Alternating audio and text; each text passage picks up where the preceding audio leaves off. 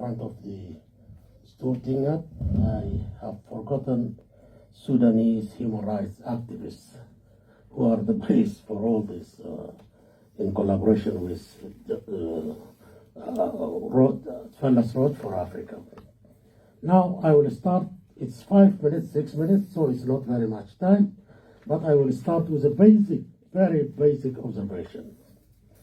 I have been in opposition for the last 3 decades.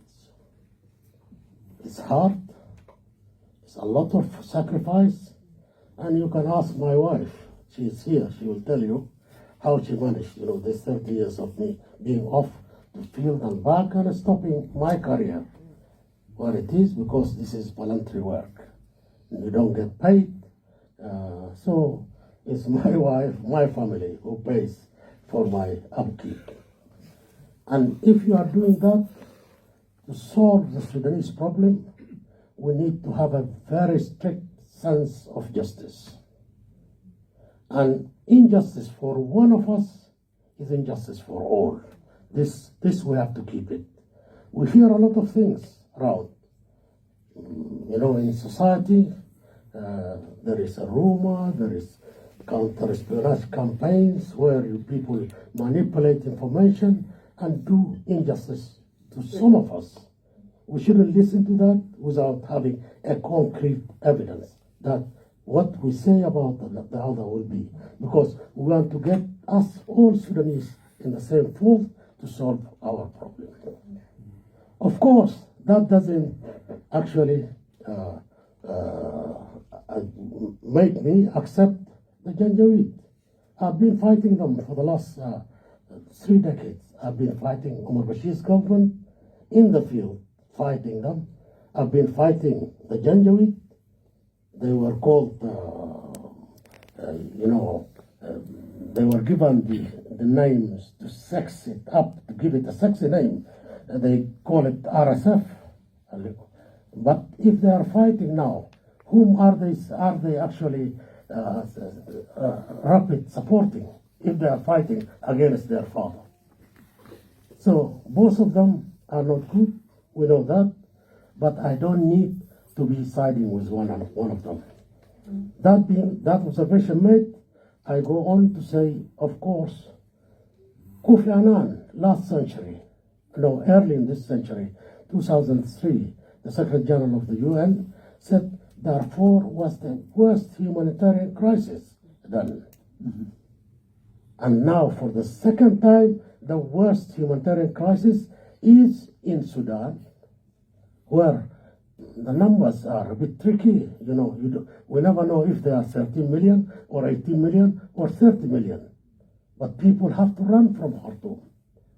So the worst humanitarian crisis now is in Sudan and in Darfur. You saw what happened in Al-Fashir. Now, we who are here, as I said, who have been resettled here or who have come as refugees, are privileged. We are privileged because we are in the most secure and the most strict nation on the face of this earth.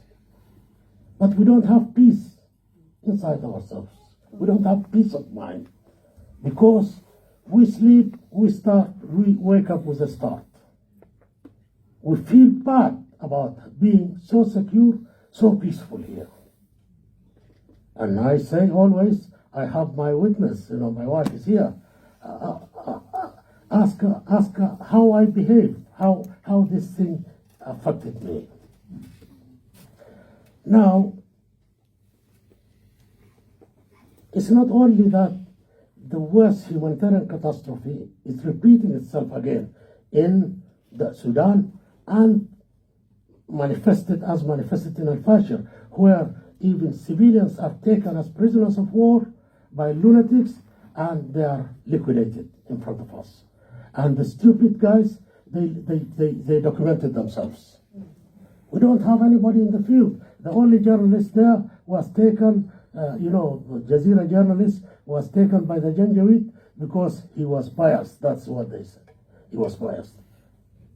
but with this terrible, terrible human rights abuses. Is there a way of saying, no, with good consciousness, I'm neutral, I don't care if you kill all of them? I don't think that is right. So now, for the second time, as the humanitarian catastrophe is happening, we have the second wave of genocide. Second wave of violation of the human rights. Degrading treatment. Mass rapes. Humiliating our women, humiliating our daughters. I sit here and talk to you. My daughter, with her 6 children, my grandchildren, she was evacuated now in the last 500 days. She has evacuated 3, 4, 5 times actually.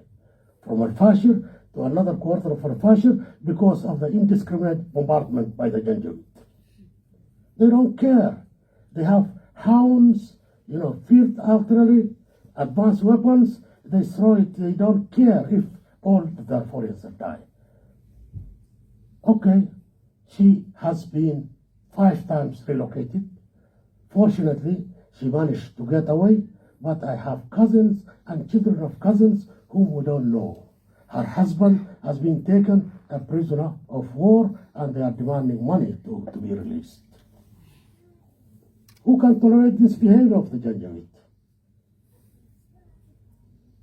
With the bombardment, indiscriminate bombardment, they have killed 74 pious people who are praying in the mosque. So, ladies and gentlemen, this is heavy. And as heavy as it is, if we say about any of us is to be on that side, we have to have evidence. We have to have evidence. Otherwise, then we are creating a situation where injustice, which we are fighting, will be meted against one of us.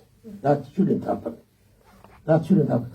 Sharif Harir, as long as I might have my nose outside, above the ground, I will fight for justice for all.